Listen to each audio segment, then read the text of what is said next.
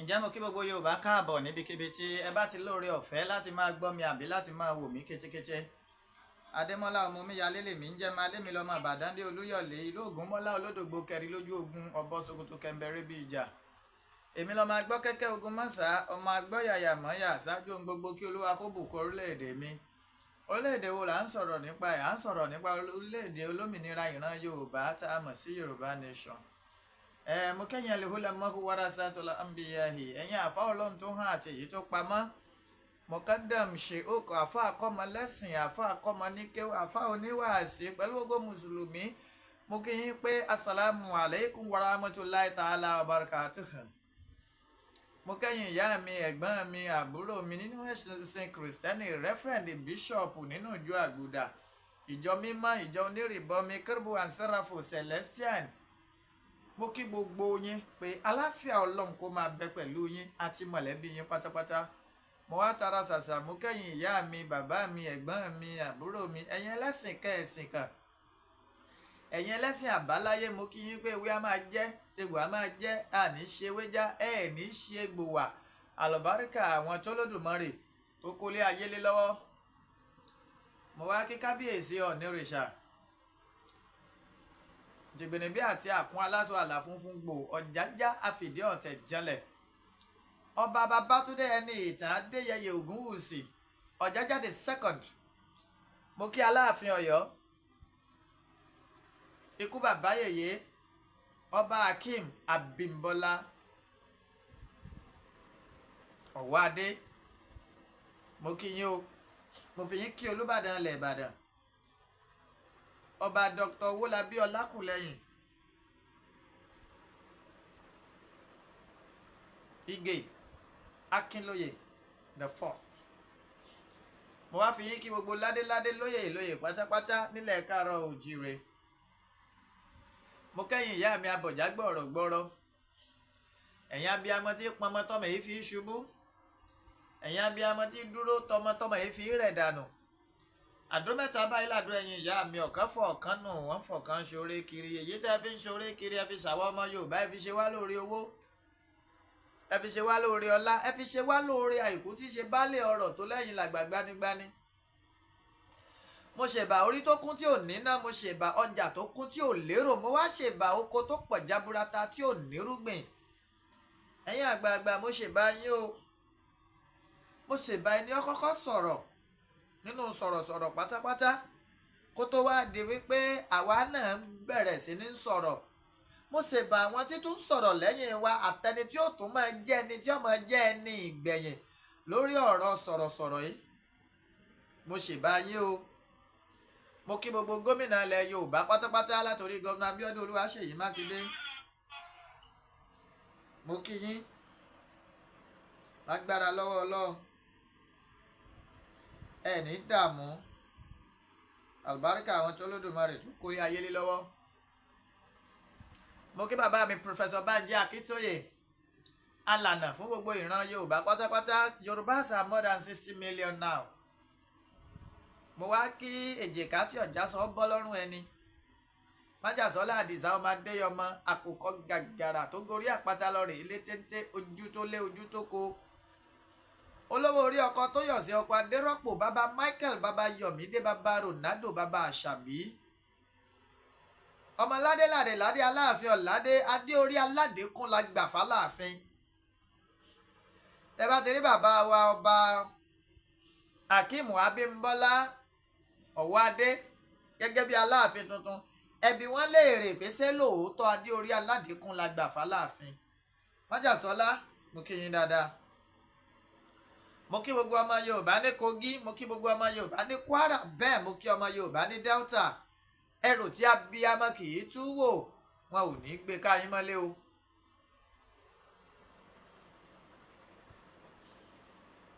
Mo wá kí gbogbo ọmọ Yorùbá ní diaspora pátápátá pé lágbára lọ́wọ́ Ọlọ́run iṣẹ́ ìṣe yín ò ní dìṣẹ́ àlùbáríkà àwọn tó Olódùmarè tó kólé ayé lé lọ́wọ́. Kí làwọn nǹkan tó gbé mi wóde? Ọ̀rọ̀ nípa ẹ̀gbọ́n mi ọ́nkù mi èèyàn mi ẹ̀jẹ̀ mi olólùfẹ́ mi Alhaji Oriyomi Hamzat. Adúpẹ́ phase 1 ti lọ tí n bá ní phase 1 mo mọ tí mò ń sọ. ọjọ́ kìíní àná tí mo ṣètò lórí program tí mo ní ẹjẹ́ abẹ́ gọ́vnà Ṣèyí Mákindé, ọ̀pọ̀lọpọ̀ àwọn kan bẹ̀rẹ̀ sí ní mẹ́sẹ̀gì ṣé gọ́vnà Ṣèyí ní kíní kan ni, ṣé gbá kan ni, sáwo kan ni. àwa là ń bẹ nínú Ìbàdàn, àwa la sì mọ nǹkan tá à ń rí. mo mọ̀ ń tọ́ dá mi lójú ni wípé orí òkú Alhaji Oriyomi Hamzat, orí òkú wọn yọ lórí ọ̀rọ̀ yìí tá pátápátá. He was granted bail alongside olórí Sílẹ̀kùnọlá Naomi pẹ̀lú principal, wọ́n grant wọn ní bail lénìí lánàá rádà tóra ti wà lóru. àmọ́ ẹni tó bá wo ẹ̀sùn tí ìjọba ìpínlẹ̀ Ọ̀yọ́ tó ṣẹ̀ṣẹ̀ gbé lọ, ó rí bákan o. lóòótọ́ àwa ò gbóyìnbó, àmọ́ máa rọra ka ẹ̀sùn yẹn ráńpẹ́ kẹ́yìn eléèbó kẹ́ ẹ bá wa tú. The charges, as reliably informed, borders on conspiracy to commit a felony, to wit ìkànnì yẹn o. ẹlẹ́ẹ̀kejì murder, ẹlẹ́ẹ̀kẹta manslaughter, ẹlẹ́ẹ̀kẹrin conspiracy to commit an offence, to wit ẹlẹ́ẹ̀karùn-ún criminal negligence. bàbá tí ẹ gbé èbó, a sábà wípé conspiracy to commit a felony, ìtumọ̀ rẹ̀ ni wípé ìsopàǹpàpọ̀ láti dìtẹ̀gbà ìjọba. ẹ̀yin ọmọ Yorùbá, ẹ̀yin ọmọ Ìbàdàn lé Olúyọ̀lé ìlú Ògúnmọ́lá olódògbò kẹrin lójú ogun ọ̀bọ̀n Ṣòkòtò kẹmbẹ̀rẹ̀ bíi ìjà, ìlú Òjó ìlú Àjàyí, ìlú Ìbíkúnlé alágbàlá jáyàjáyà, ìlú Àjàyí,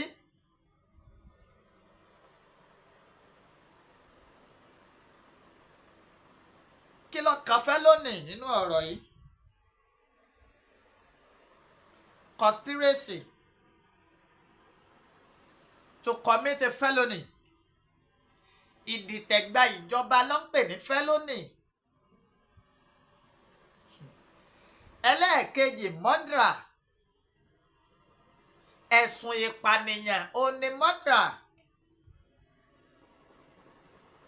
ẹlẹ́ẹ̀kẹta ni manslaughter. ẹ̀yin eléèbó ẹ bá ní tó manslaughter, ẹ̀yin oní Yorùbá tẹ́ ẹ gbọ́ Yorùbá tẹ́ ẹ gbé èbó. That conspiracy to commit an offence, to wit then criminal negligence. nínú ọ̀rọ̀ tí wọ́n kò tìta pè ní criminal negligence, wọ́n ní lọ́jọ́ tí wọ́n ṣètò wípé kò sí ordinary nurse ń bẹ̀, bẹ́ẹ̀ kò sí elétò ààbò. ẹ̀yin ọmọ Yorùbá, pẹ̀lú ẹ̀sùn tuntun tí ìjọba ìpínlẹ̀ Ọ̀yọ́ tó fi kan Alhaji Oriyomi Hamzat pẹ̀lú olórí Sílẹ̀kùnọlá Naomi àti principal, léyìí tí yóò wáyé ní 27th of this month tí í ṣe January, bó o lẹ ṣe rí sí. ẹ má jẹ́ àparọ́ fúnra wa. Alhaji Oriyomi Hamzat nílò àdúrà wa, wọ́n nílò àdúrà tẹ̀yin, wọ́n nílò àdúrà tèmi. torí pé tẹ́ bá gbọ́rọ̀ tí agbẹjọ́rò wọn náà sọ, agbẹjọ́rò wọn sọ wípé ẹ̀sùn tí wọ́n fi kàn wọ́n tẹ́lẹ̀ ó sẹ́pẹ́ ṣèyí tí ìjọba ìpínlẹ̀ Ọ̀yọ́ tó ṣẹ̀ṣẹ̀ wàá gbé wá fresh.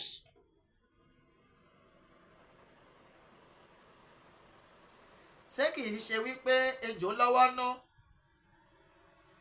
ṣé kò sì ṣeé ṣe wípé wọ́n fẹ́ tan Alhaji Oriyomi Hamzat débi tí ọ̀fẹ́?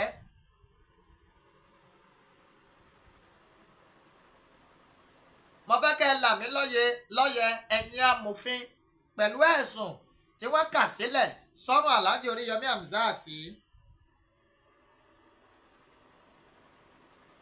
Conspiracy to commit a felony, to wit, murder, manslaughter, conspiracy to commit an offence, to wit, criminal negligence. ẹ bá ń tù. èmi kàn ní ìgbàgbọ́ kan pé olóòótọ́ èèyàn kò ní kú sípò ìkà. ṣoreṣore kó máa sọ oore ṣe. ṣìkàṣìkà náà kó má dẹ́kun ìkà. kò sẹ́yìn tí gbénú méjèèjì.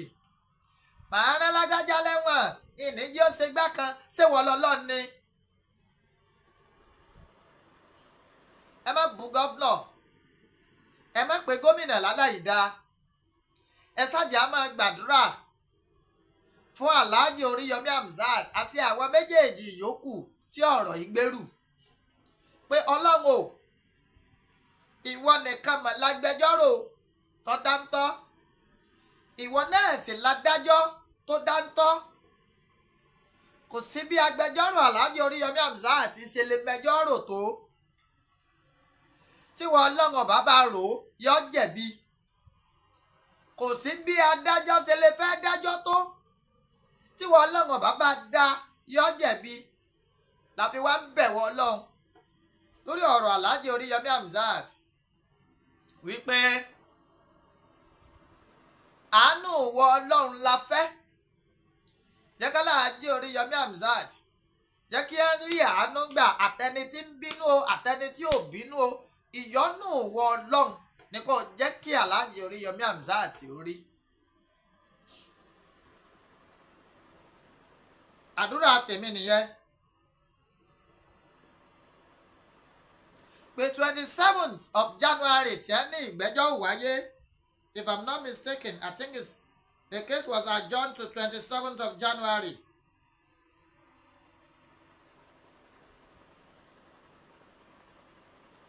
kí Olódùmarè kó jẹ́ kí wọ́n rí àánú gbà o.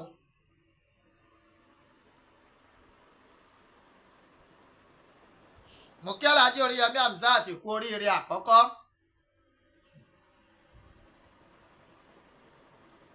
wọ́n ní wípé wọn ò gbọ́dọ̀ sọ̀rọ̀ nínú àwọn condition tán fún wa. wọ́n ní wọn ò gbọ́dọ̀ fi ìṣẹ́jú kan sọ̀rọ̀ nípa tó ṣẹlẹ̀ lórí ètò wọn. ẹ gbọ́sẹ́. wọ́n ní wọn ò gbọ́dọ̀ sọ fún ìṣẹ́jú kan. pé wọn ò gbọ́dọ̀ sọ rárá.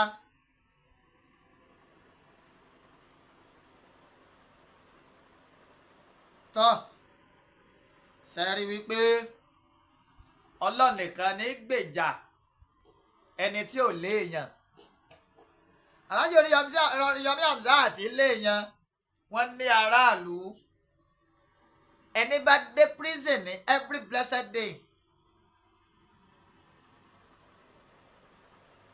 a rí bí èrò ṣe ń rí pitimu ní correctional center ní géètì ńbàdàn nítorí Alhaji Oriyomi Hamzat.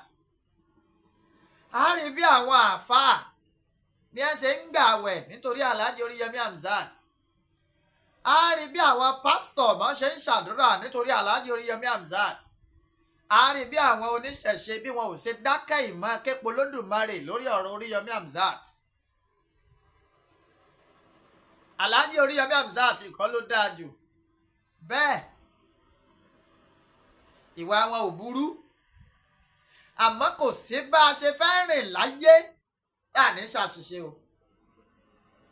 mo fẹ́ kẹ́ ẹ máa mọ̀ wípé kò pọ́síbù ká dín ẹyin láì fọ́ ẹyin, kò ṣeé ṣe. òǹkàlùkù ti sọ̀rọ̀. ẹni tí ó bu Alhaji Oriyomi Hamzat bú, ẹni tí ó ṣe gbá wọ́n ṣe é, àmọ́ Ọlọ́run nìkan ló ní déédéé, ọlọ́mọ tẹ́nìkan ò mọ̀. ìyẹn lórí ọ̀rọ̀ Alhaji Oriyomi Hamzat. àánú tẹ̀ ń rí ìgbà yìí Olódùmarè yóò jẹ́ rí ìgbà kanlẹ̀, débi pé ẹ bá ọ̀rọ̀ yín lórí wípé kọ̀lẹ́jọ́ jẹ́ discharged and acquitted, ẹ̀yin pẹ̀lú olórí Naomi àti principal. àlùbáríkà àwọn tó Olódùmarè tó kólé ayé lé lọ́wọ́.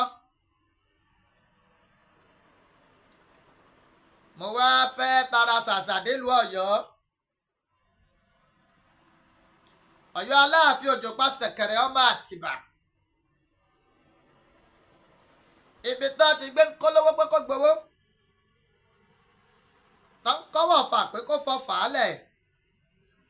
àṣé kó lè bá a dìjà, kó lè bá a dá pọn ní kọ́mọ ọba Aládéyẹmí lè rí jẹ́ ń bẹ̀. tó sótàjẹ́ tọ́jú Aláàfin tuntun ọba Akeem Abímbọ́lá Ọ̀wọ́adé.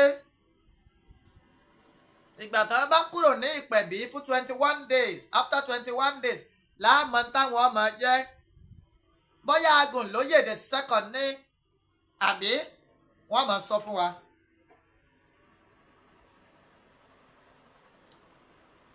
mo wá rawọ́ ẹ̀bẹ̀ sí ẹ̀yin bàbá wa pátápátá, ẹ̀yin Ọ̀yọ́mèsì, látòrí bàbá wa Ọ̀ṣọ̀run. ẹ jẹ́ á gba kádàrá,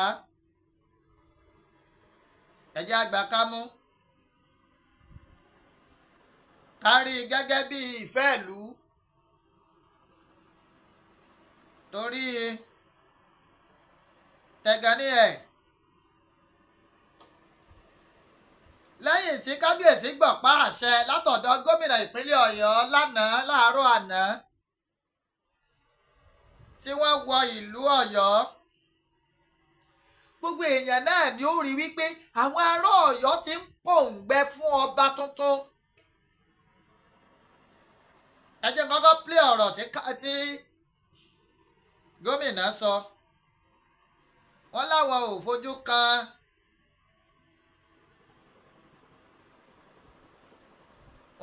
fojú kan ọmọọba Akeem Abímbọ́lá rí, pé lẹ́yìn ìjẹta táwọn sọ̀rọ̀ lórí ẹ̀rọ ayélujára, lórí ẹ̀rọ ìbánisọ̀rọ̀, pé àwọn ọjọ́ sọ̀rọ̀ rí, pé so Ọlọ́run ló yàn wọ́n. ẹ jẹ́ n kọ́kọ́ play rẹ̀.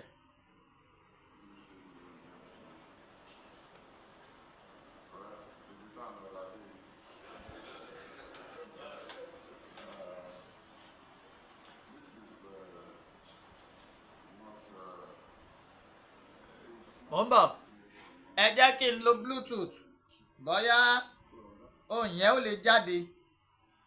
ẹ jẹ́ n gbìyànjú kí n lo Bluetooth so that ohùn yẹn ó lè jáde. Bluetooth mode. ẹ jẹ́ n lo Bluetooth so that ẹ lè gbọ́ tí gómìnà sọ,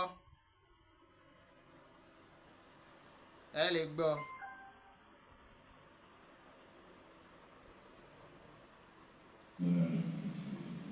I will talk.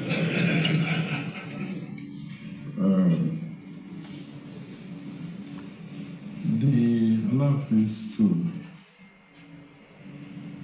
is very important, not just to Oyo town or Oyo state, but the entire Yoruba race.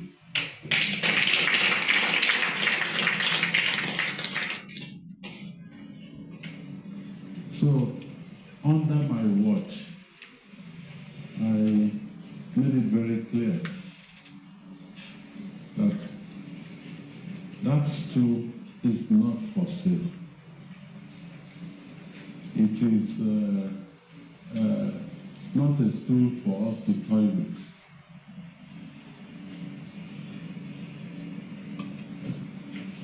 I met Prince for the first time in my life yesterday. I've never spoken to him. in my entire life until yesterday. I did not know his profile or the profile of any of the people. Oh, network. Ẹ má bínú. Nẹ́tíwọ́ọ̀kì ni. Yọ padà. Mo fẹ́ kẹ́ ẹ gbọ́ ohun tí gómìnà wí ni. Mo fẹ́ kẹ́ ẹ gbọ́ ohun tí gómìnà sọ. Or any of the places that were vying for that school. Because it was deliberate. I did not want to, my own opinion, or try to push in a direction where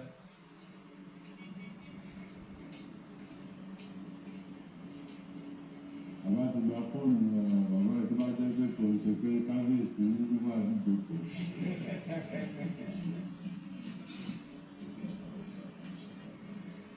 Yeah, I didn't want my own opinion or to be in any way, be influenced.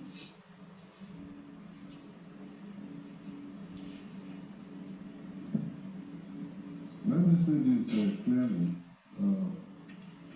When we came into government in 2019, we had challenges with the traditional institution in Ibadan. It has been resolved to everybody's satisfaction. When it was time for us to approve the selection of some people came to me and said, this is our friend. The current Okere is APC. I said, it doesn't mean anything to me. Whether you're PDP or APC, here in this thing, I see people, those are people that have been before me. My own picture will also go there very soon. There's no some action group, some UPL, some MPL. So what is PDP, APC? PDP, APC, who knows how long they will be around? So why should the decision be based on a political consideration? Bóyá kí n dá dúró báyìí. Come to selection. I will also forget that. Ọ̀rọ̀ tí mo fẹ́ kẹ́yìn Ọ̀yọ́ gbọ́ lẹ ti gbọ́ látẹnu gómìnà ẹ̀. Now, ìgbà tí kábíyèsí dé Ọ̀yọ́ bó o lọ̀yọ́ ṣe rí.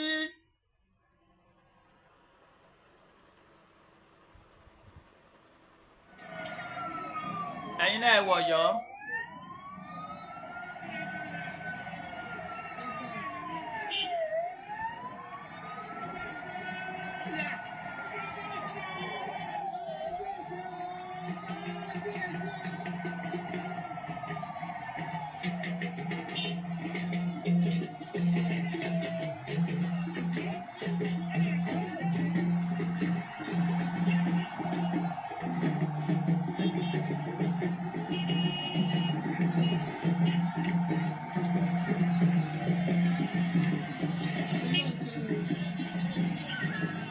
Ṣé ẹ rí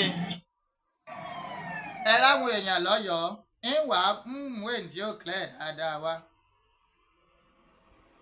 kẹ́ ẹ lè mọ̀ pé inú àwọn ará Ọ̀yọ́ dùn wọ́n tú yáyá wọ́n tú yàyà jáde láti pàdé ọba lẹ́yìn ọdún méjì àbọ̀ lé tí àpèrè ikú bàbá yèyé tó ti ṣófo ẹ sì má gbàgbé Alaafin is not for Ọ̀yọ́ alone. Alaafin is for the entire Yoruba kingdom.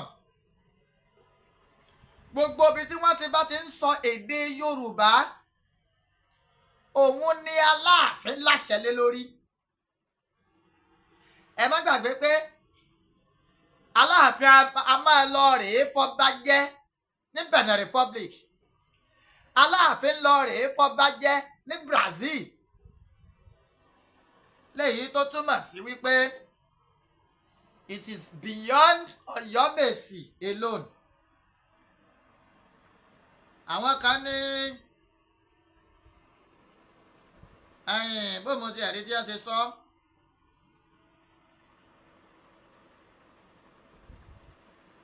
wọ́n ní Oyomesi ló láṣẹ láti mú ọba, gómìnà sì lẹ́ni fámú làwọn kéde. Ẹ̀yin bàbá wa kárò sọ mọ́dì, kárò di má sọ kídìí sámọ́ ti gbófo ni. The interests of Yorùbá race ń lọ yẹ kó múmú ló ka àyà wa. Now gómìnà ti gbọ́ pa àṣẹ fọba, okùn kọba ó wọ̀ pèbí, Oyomesi ni ọmọ bá wọ̀ pèbí, àwọn ni wọ́n ṣe gbogbo ètò sẹ́ẹ̀wá ní ṣe ni. Ṣẹ́ni tí gómìnà kéde yìí ṣé kìí ṣe nínú ara ọmọ ọba lọ́yọ̀ọ́? Tó bá jẹ́ bẹ́ẹ̀, tó bá jẹ́ pé ọmọ ọba ni, mo bẹ̀ gbogbo ẹ̀yin bàbá mi, mo bẹ̀ gbogbo ẹ̀yin ẹ̀gbọ́n mi, mo bẹ̀ gbogbo ẹ̀yin àbúrò mi, tẹ́ ẹ bá ní ẹ̀hónú, ẹ dákun ẹ fọwọ́wọ́nú, ẹ rí àpèrè Odùduwà, àpèrè Aláàfin gẹ́gẹ́ bí àpèrè àbígbẹ̀yìn Odùduwà.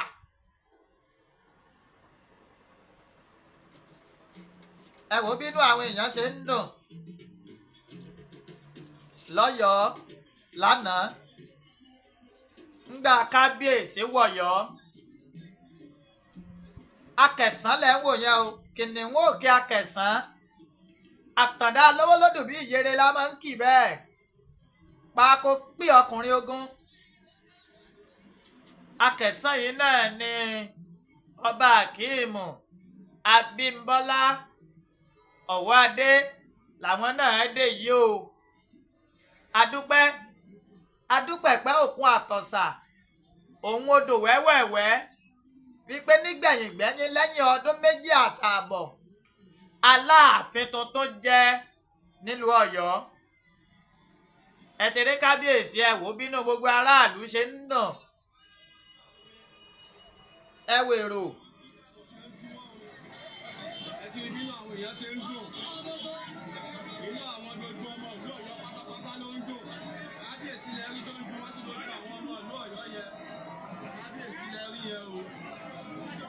Bó ṣe ń lọ là ń jẹ lábọ̀ fún ilé kan ní Success 105.3 FM. Ẹ mọ̀ wá lójú òpó kan ní Facebook yẹn Success FM Live. Ṣé ẹ ti rí? Ẹ dákun. Bó bá tiẹ̀ wá jẹ́ wípé kínní, ẹ ti rí pé ìlú fẹ́ ni lóyè lélẹ́yìí.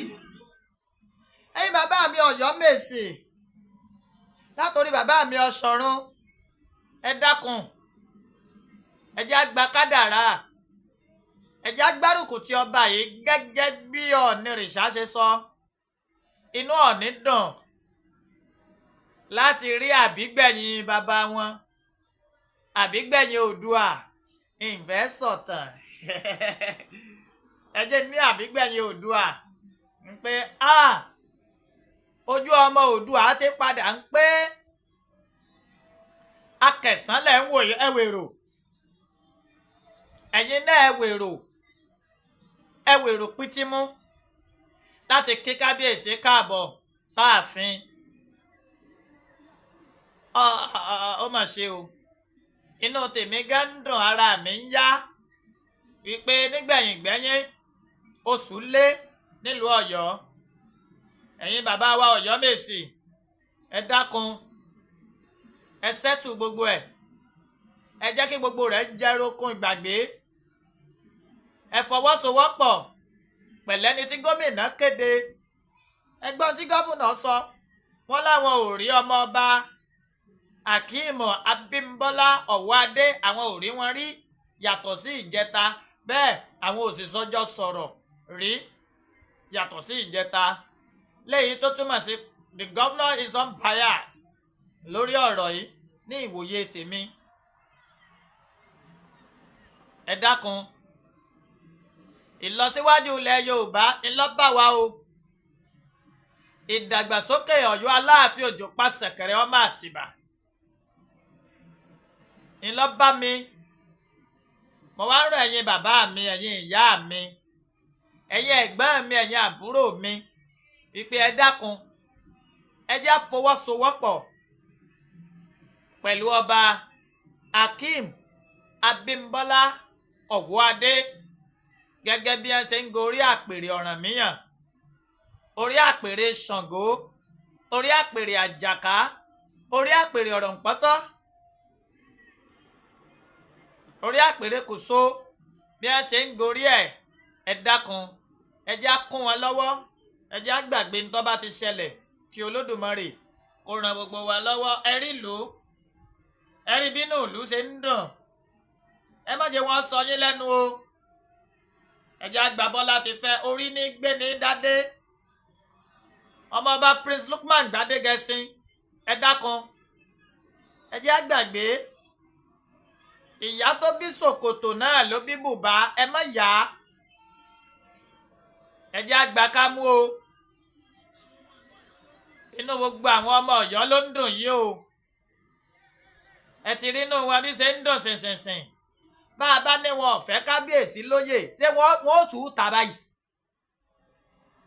Ẹ̀yin náà wò bí wọ́n ṣe tú ta kẹ̀tíkẹ̀tí láti pàdé ọba Aláàfin Ọ̀yọ́ tuntun, ọba Akeem Abímbọ́lá Ọ̀wọ́adé.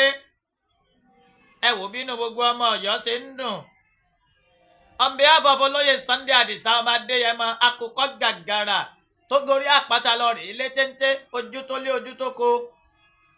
À ń kí kábíyèsí ọba Akeem Abímbọ́lá Ọ̀wọ́adé káàbọ̀ sórí àpèrè Ọ̀rànmíyàn, sórí àpèrè Ṣàngó.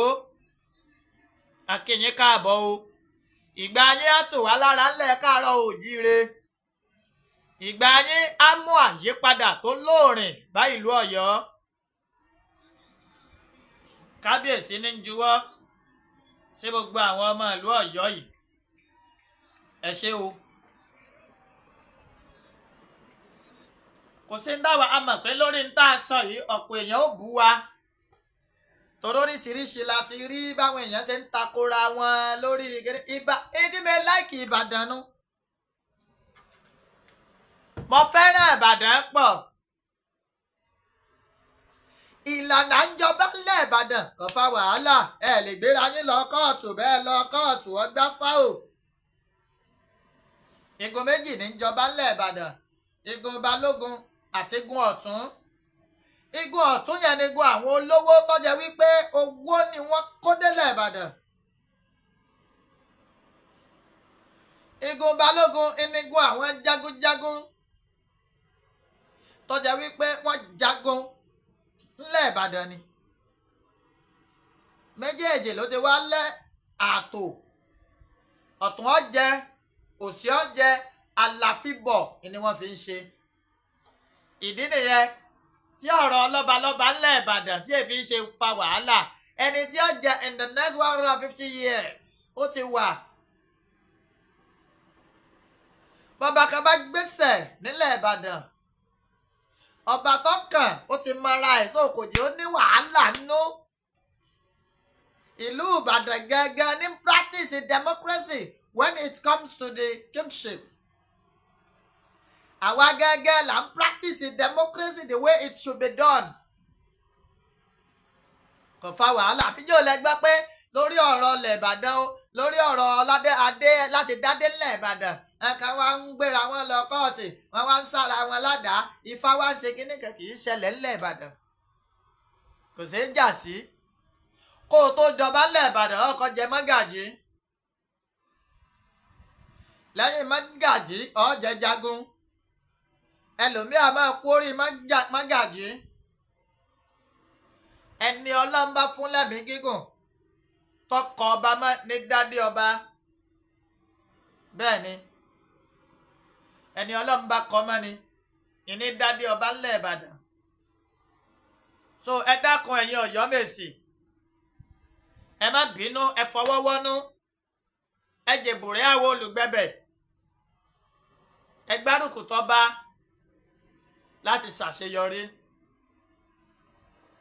ẹ ṣe kíni ẹ gbárùkù tọ́ba ẹ dìbò rẹ o àwọn olùgbẹ̀bẹ̀ ẹ kún ọba lọ́wọ́ ọba Akeem Abímbọ́lá Ọ̀wọ́adé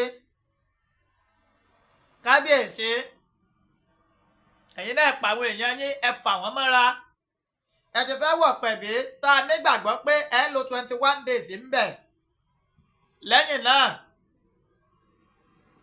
kílù ọ̀fọn kaboyún ilé ọmọ bí wẹ́rẹ́ kájà ọmọ tọwọ́ àlàbòsùn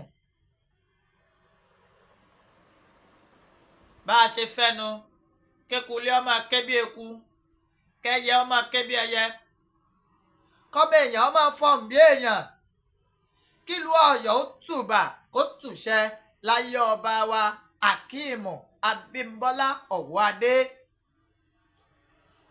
mo sọ yìí mo dúró ná torí àsọjù ọ̀rọ̀ ní díjàálẹ̀ àmẹ́yìn tí mo sọ yìí mo rò pé ó ti yé wa.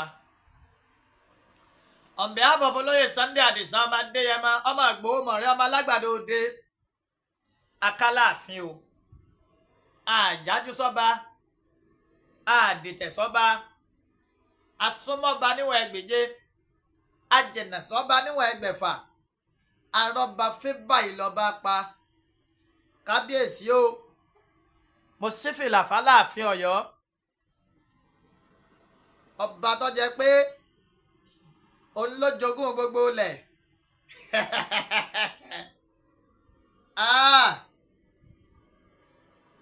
Aláàfin Ọ̀yọ́ ọba ńlá ni nílẹ̀ Káàárọ̀ Oòjíire ọ̀kan gbòógì nínú ọmọ Odùduwà tí ò ṣeé fọwọ́ rọ́ sẹ́yìn. Aláàfin ló nílẹ̀ òun ló jogún gbogbo ilẹ̀ pátápátá ẹ máa gbọ́ lọ́jọ́ mi. ọ̀pọ̀ awuyewuye ní wáyé lórí wípé Ọ̀nìrìṣà àtàláàfin ta ló ga jù wẹ́ẹ́ Adéàrè ní ń bẹ lórí Ọ̀nìrìṣà adé tí bàbá wa Odùduwà dé tó gbé wá ní ń bẹ lórí wọn so pé ká máa béèrè pé ta làgbà ó a ti mọ bàbá a sì ti mọ ọmọ àwa ò ní sọ jù bẹ́ẹ̀ lọ ìgbà yóò tù wá lára àrólé Oòduà jẹgbẹnẹbí àti àpọn aláṣọ àlàfo gbogbo ọ̀jájá fìdí ọ̀tẹ̀ jẹlẹ̀ ẹ̀kọ́ àmójúbà Aláàfin Ọ̀yọ́ o alára ẹ̀kọ́ àmójúbà ọmọ bàbá yín ajérò ẹ̀kọ́ àmójúbà o onísàbẹ̀ onípópó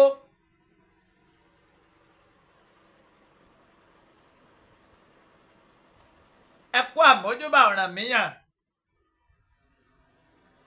ọwọ́rọ̀gbọ́ àga ẹ̀kọ́ àmójúbà Ọ̀rànmíyàn Èrèdùà ọba Bìíní ẹ̀kọ́ àmójúbà ẹ wò ó inú mi a máa dùn tí àṣà àti ìṣe Yorùbá tí bá ti ń wá báyìí gbogbo yìí náà ni a túbọ̀ gbé lárugẹ nínú Yorùbá nation. The struggle continues. Ọba Akeem Abímbọ́lá inú ìṣẹ̀lẹ̀ dé sí. Ayùn Aláàfin ti yún ọmọ Yorùbá púpọ̀ jù. Igi ìmọ̀lá tàndá lọ́wọ́ lọ́dún bí ìyèrè. Tẹ́ ẹ bá jókòó ti ọba Lámídì Ọláyíwọlá Àtàndá Adéyẹmí kẹta láàrin 5 minutes tó ọba kọ́gbọ́n tó ní ìmọ̀ kún ìmọ̀ èèyàn ò lè ní màmá. Bàbá mọ̀tàn wọ́n dáńtọ́ wọ́n màṣà wọ́n sì mọ tọ́tọ́ lásìkò tó tọ́. ọ̀run rere Àtàndá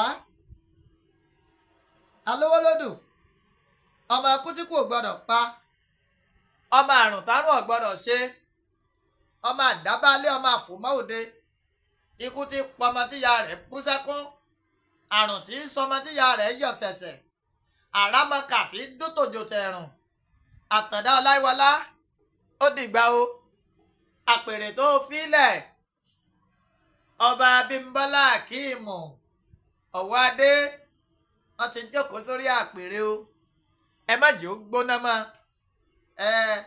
tútù báyìí là ń balẹ̀ olúwẹ̀rí ẹ wò ó àwa ló ṣàgò láàfin sí kábíyèsí tó bá tásìkò ó dàbọ̀.